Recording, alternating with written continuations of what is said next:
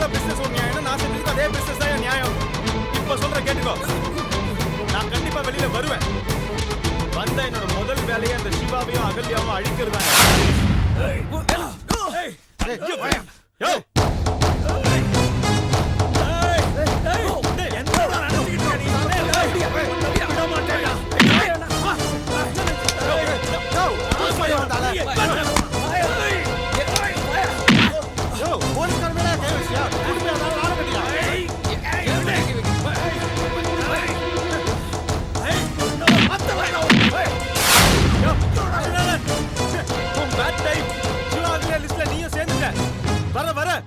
வந்து எல்லாரையும் வச்சுக்கிறேன்.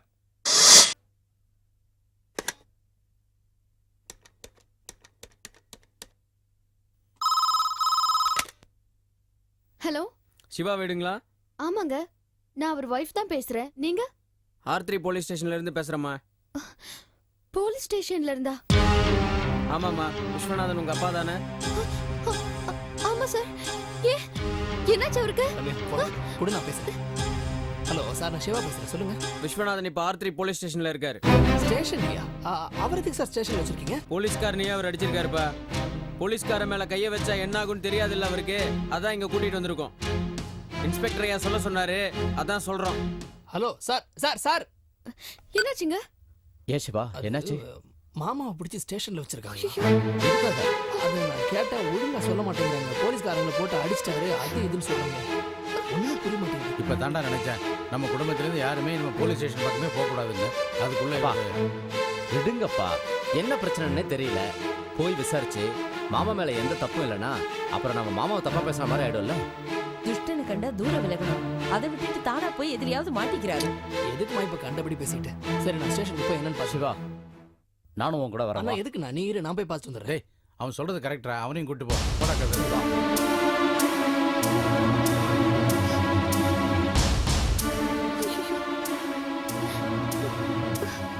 கவலைப்படாதம்மா, உங்க அப்பாவுக்கு ஒண்ணும் ஆகாது.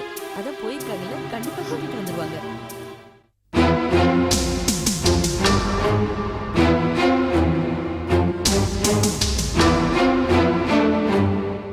என்னையா, என்ன விஷயம்? இப்பதான் வெளியில போனா அதுக்குள்ள உள்ள வந்துட்ட. என்ன ஜெயில் ரொம்ப பிடிச்சு போச்சா? வாங்க உட்காருங்க. என்ன விஷயம் சொல்லுங்க. சார், என் மாமனாரை மறுபடியும் அரெஸ்ட் பண்ணிருக்கீங்களா? யார சொல்றீங்க? Sir, mister Viswanathan. ஓ, இவரா? என்ன ப்ராப்ளம் சார்? எங்க போலீஸ்காரர் ஒருத்தர் அடிச்சிருக்காருங்க. அவரை உள்ள தள்ளி முட்டிக்கு முட்டி தட்டியிருப்பேன். வயசானவராச்சே, தட்டினா பொட்டுன்னு போயிட்டாருன்னா அதுக்கப்புறம் எங்க தலை தான் உருளும்.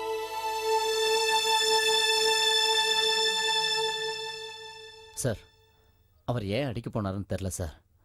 அவர் ரொம்ப நல்ல மனுஷன் சார். ஏதோ கெட்ட நேரம் இப்படி தெரியாம பண்ணிட்டார் சார்.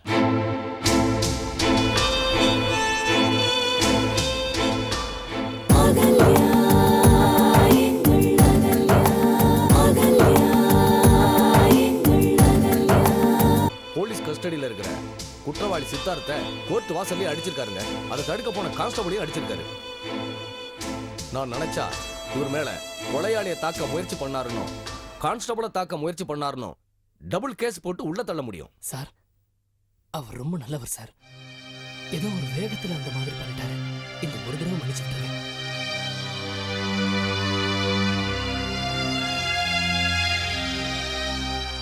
சார், வேணும்னு இதை நான் செய்யலை சார். அவனை ஏன்டா இப்படி பண்ணேன்னு கேட்க தான் சார் போனேன். அவன் ரொம்ப ஓவரா பேசினான் சார். அதான் கோபம் வந்தா என்ன வேணா பண்ணிடுவீங்களா? நீங்க எவ்வளவு பெரிய ஆளா இருந்தாலும் சரி, எனக்கு கவலை இல்லை. எங்க போலீஸ்காரரை அடிச்சதுக்கு நீங்க கோர்ட்டுக்கு வந்து பதில் சொல்லியே தீரணும். சார், நான் அவரை அடிக்கவே இல்லை சார். திமிரும்போது தெரியாம கைப்பட்டு அவராவே கீழே விழுந்துட்டார் சார்.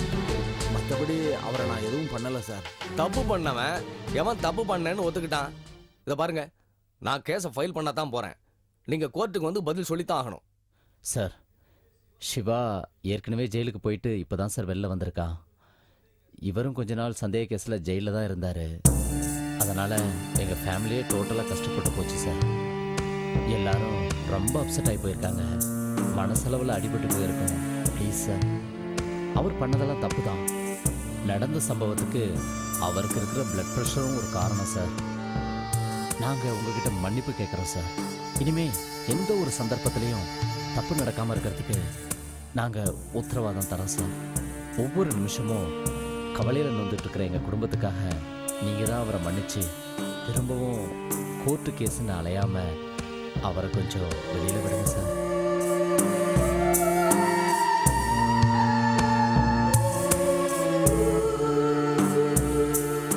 சார், ஒரு பிரச்சனை போனா இன்னொரு பிரச்சனை வருதுன்னு வீட்டில் இருக்கிற பெரியவங்க எல்லாம் ரொம்ப உழைஞ்சு போயிருக்காங்க சார். இந்த ஒரே ஒரு தடவை சார் மன்னிச்சு விட்டுருங்க சார், ப்ளீஸ் சார். பாருங்க சார், இவங்களுக்கு இருக்கிற பக்குவம் கூட உங்களுக்கு இல்ல. நீங்க வயசுல பெரியவங்க, நீங்க தானே பொறுப்பா நடந்துக்கணும். இனிமே இந்த மாதிரி பண்ணீங்கன்னா ஜெயில போட்டுருவேன். இப்போ உங்களை ரிலீஸ் பண்றது கூட இவங்க 2 பேருக்காக தான். போங்க. ரொம்ப தேங்க்ஸ் சார். போங்க.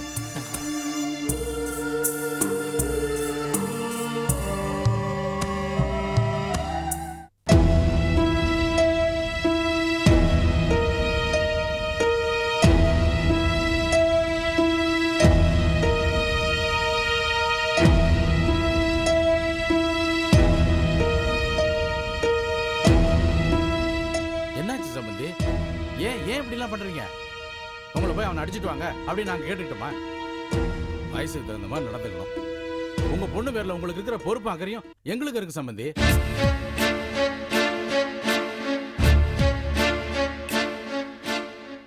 ஏன் இவ்வளவு நடந்துச்சே?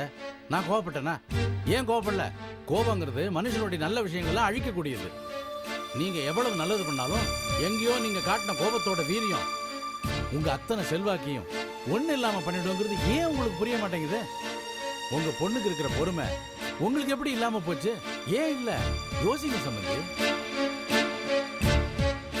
நீங்க எங்க யாருக்கும் தெரியாம சிவாவோட விஷயத்துல தலையிட ஆரம்பிச்சீங்களோ அப்ப இருந்தே பிரச்சனை தான். நீங்க பிரச்சனையை தீர்க்க போறதா நினைச்சீங்க. ஆனா ஒவ்வொரு பிரச்சனை வளர்றதுக்கும் நீங்களே காரணமா இருந்துட்டீங்க. ஒரு பொண்ணுக்கு தகப்பனா இருக்கிறதுங்கிறது எவ்வளவு பெரிய பொறுப்பு தெரியுமா? ஒரு பொண்ணோட ஒவ்வொரு அசைவுக்கும் ஒரு தனி அர்த்தம் இருக்கு. அதை புரிஞ்சுக்கிட்டு அந்த பொண்ணுக்கு சரியான வாழ்க்கையை அமைச்சு கொடுக்கறது தான் ஒரு நல்ல தகப்பனோட கடமையா இருக்க முடியும். இப்படி எடுத்தோம் கவுத்தோன்னு காரியங்களை பண்றதுனால எந்த பிரயோஜனமும் இல்ல சம்பந்தி. அதை மட்டும் நல்லா புரிஞ்சுங்க. இதெல்லாம் நான் சொல்லக்கூடாதுதான். ஆனா என்ன பண்றது? எப்ப நீங்க சம்பந்திங்கிற எல்லையை தாண்டி வந்து உங்க பொண்ணை சந்தோஷப்படுத்தணுங்கிறதுக்காக மட்டும் எங்க குடும்ப விஷயங்கள்ல தலையிட ஆரம்பிச்சீங்களோ அதுக்கப்புறமா நான் பேசாம இருக்கிறதுல அர்த்தம் இல்லைங்கிறதுனால தான் நான் இவ்வளவும் சொல்ல வேண்டியிருக்கு. ஆனா ஒண்ணு, உங்க குடும்பம் எங்க குடும்பம் நான் பிரிச்சு பேசுறதா மட்டும் தயவு பண்ணி நினைச்சிடாதீங்க.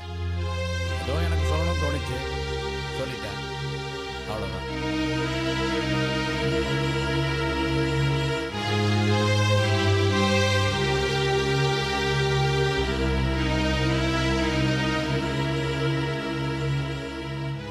ஆமா, என் வயசுக்கு நான் உங்ககிட்ட இந்த மாதிரிலாம் பேசக்கூடாதுதான். ஆனா இப்ப பேச வேண்டிய கட்டாயம் வந்துருச்சு. ஏதோ இத்தனை நாள் நடந்தது கூட ஏதோ விதின்னு நினைச்சு நொந்துகிட்டு அனுபவிச்சோம். ஒரு வழியா எல்லா பிரச்சனையும் முடிஞ்சதுன்னு காலையில தான் அப்பா சொல்லிட்டு இருந்தாரு. அவர் சொல்லி வாய மூடல, அதுக்குள்ள போன் வருது, நீங்க ஸ்டேஷன்ல இருக்கீங்கன்னு. இதெல்லாம் நீங்க ஆரம்பிச்சு வச்ச நாடகமாமா. ஒரு முற்றுப்புள்ளி இல்லாம அப்படியே போயிட்டே இருக்கு. மீராவை கூப்பிட்டு மிரட்டினது, பொய் கேஸ் போட்டு அவளை ஜெயில தள்ளினது, அவளை கொலை பண்றதுக்கு ஆள் அமைச்சது, இப்ப தேவையே இல்லாம சித்தார்த்த போட்டு அடிச்சது. ஏன் மாமா, ஏன் இந்த மாதிரிலாம் பண்றீங்க? இத்தனை வயசுக்கு அப்புறம் என்ன பக்குவம் இல்லாம உங்க கோவத்தை, ஏன் மாமா உங்களால உங்க கோவத்தை கண்ட்ரோல் பண்ண முடியாதா? மத்தவங்க போட்டு வதைக்கிறதுல உங்களுக்கு அப்படி என்ன சந்தோஷம்? என் பொண்ணுக்காக தான் செய்யறேன்னு தயவு செஞ்சு சொல்லாதீங்க. என்னால அதை ஏத்துக்கவே முடியாது. ஏன் மாமா இப்படி வெறித்தனமா நடந்துக்கிறீங்க? இனியாவது உணர்ச்சி பூர்வமா முடிவெடுக்காம உணர்வு பூர்வமா முடிவெடுக்க கத்துக்குங்க. சொல்றேன், தப்பா எடுத்துக்காதீங்க. நீங்க தப்பா எடுத்துக்கிட்டாலும் எனக்கு கவலை கிடையாது. புகுந்த வீட்டுல உங்க பொண்ணுக்கு தயவு செஞ்சு தலகுனி ஏற்படுத்தாதீங்க. ஏன்னா உங்க பொண்ணு மட்டும் இல்ல, எனக்கு பொண்டாட்டி. என் பொண்டாட்டியோட கௌரவம் எனக்கு முக்கியம்.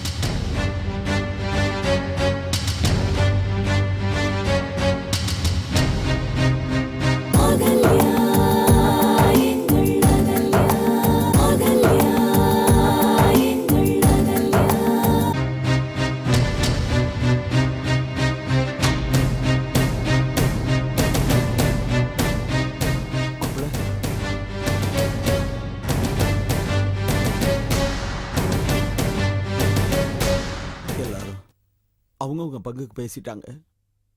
பேசுனதுனால என் மேல அவங்களுக்கு இருந்த கோபம் குறைஞ்சிருக்கும். ஆனா நீங்க எதுவுமே சொல்லாம போறத நினைச்சா என்கிட்ட பேசவே பிடிக்கலையோன்னு தோணுது மாப்பிள்ள. சச்சா, நான் அப்படியெல்லாம் நினைக்கலாமாம்மா. 1000 தான் இருந்தாலும் நீங்கள் இந்த வீட்டோட சந்தோஷத்துக்காக தான் எல்லாமே பண்ணியிருக்கீங்க. உங்களை இவ்வளோ கடுமையாக பேசியிருக்க வேணான்னு தான் தோணுது. அதுக்காக நீங்கள் செஞ்ச காரியங்களை நான் சரின்னு சொல்ல வரல. தப்பு தப்பு தான். அதுக்கு அப்பாவும் சிவாவும் பேசின வார்த்தைகள் கொஞ்சம் அதிகம். மாமா, நீங்கள் எதையும் மனசில் வச்சுக்க வேணாம். எப்பவும் எங்கள் குடும்பத்தில் உங்களையும் ஒருத்தராக தான் நான் பார்க்குறேன். அதுவும் நாங்கள் இவ்வளோ பேசியும் நீங்கள் பொறுமையாக கேட்டீங்களே, அதுவே பெரிய விஷயம் மாமா. நீங்கள் உங்கள் மகளுக்காக தான் இவ்வளோத்தையும் பண்ணன்னு சொன்னீங்களே, அதை என்னால் 100% ஏற்றுக்க முடியுது மாமா. ஏன்னா நான் என்னுடைய மானசாவுக்காகவே என்ன வேணாலும் செய்ய தயாராக இருக்கிறேன்னு சொல்லும்போது, நீங்கள் உங்கள் ரம்யாவுக்காக இவ்வளோத்தையும் பண்ணியிருக்கீங்கன்னா அதை என்னால் அக்செப்ட் பண்ணிக்க முடியுது. எப்படி மாப்பிள்ள, இந்த குடும்பத்துல எல்லாருமே பொறுப்போட பேசுறீங்க. ரொம்ப சந்தோஷமா இருக்கு மாப்பிள்ள. என் பொண்ணு இந்த குடும்பத்துல வாழ கொடுத்து வச்சிருக்கணும் மாப்பிள்ள, கொடுத்து வச்சிருக்கணும். மாமா, உங்க நல்ல மனசை புரிஞ்சுக்காம நான் உங்களை ரொம்ப தப்பா நினைச்சிட்டேன். பரவாயில்ல விடுங்க.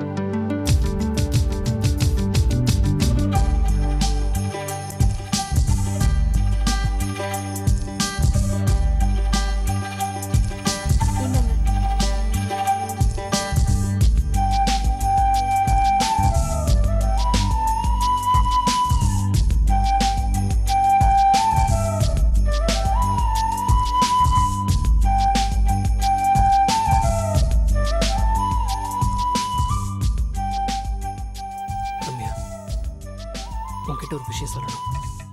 ஆ, நான் கூட உங்ககிட்ட பேசணும்னு நினைச்சிட்டு இருந்தேன். என்ன? ஆ, இல்ல, நீங்க சொல்ல வந்ததை முதல்ல சொல்லுங்க. இல்ல ரம்யா, நான் சொல்றதை கேட்டா உன் மனசு கண்டிப்பா சங்கடப்படும். அதனால நீ என்ன சொல்ல வந்தியோ அதை சொல்லு, அப்புறமா நான் சொல்றேன். ஆ, இல்ல, அது அது வந்து ரம்யா, நம்ம 2 பேருக்கும் கல்யாணம் ஆகி ரொம்ப நாள் ஆச்சு. அதுக்கப்புறமா நம்ம 2 பேருக்கும் நடுவில் சண்டை, அது இதுன்னு நம்ம வாழ்க்கையில பெரும்பான்மையான நாட்கள் கேள்விக்குறியாவே போயிடுச்சு. நடுவில் ஒரு பீரியட்ல நீயா சந்தோஷமா வாழலான்னு முடிவெடுத்து ஆரம்பிச்சப்போ மீராவுடைய சாவு, ஜெயிலு அப்படின்னு பிரச்சனைங்க மறுபடியும் ஆரம்பிச்சு இப்பதான் ஒரு வழியா ஓஞ்சிருக்க. வாழ்க்கையை புதுசா ஆரம்பிக்கலாம்னு நினைக்கும் போது இப்படி தயங்குறீங்க. ஆ, நீங்க இப்படி பேசதான் எனக்கு நான் சொல்ல வந்ததை சொல்றதுக்கு தயக்கமா இருக்கு. பதிரெல்லாம் போட வேண்டாம் ரம்யா, என்ன சொல்ல வந்து சொல்லு. ஆ, அது அது வந்து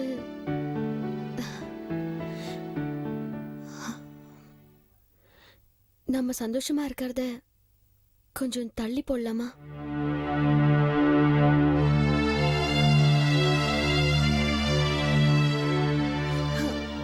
நம்மளோட பிரச்சனை எல்லாம் முடிஞ்சு போச்சு.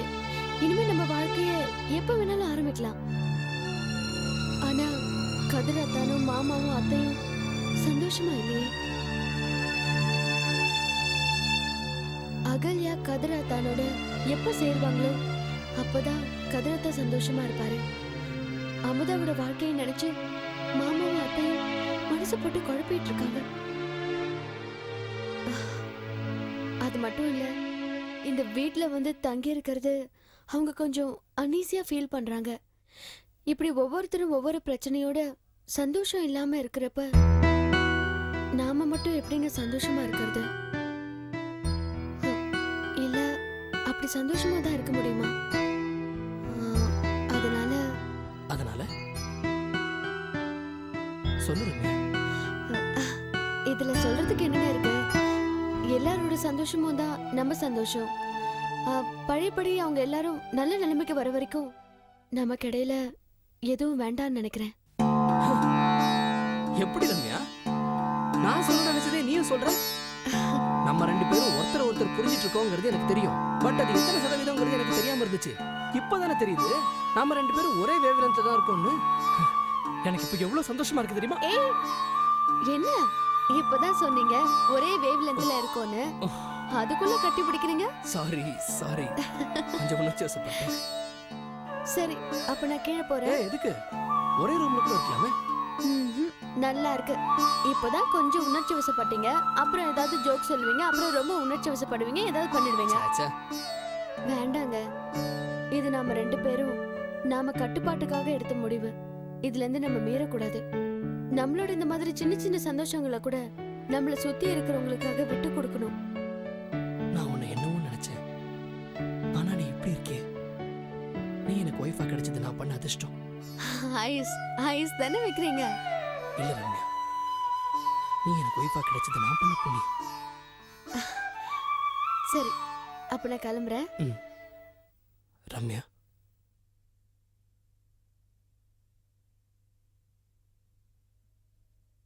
I love you.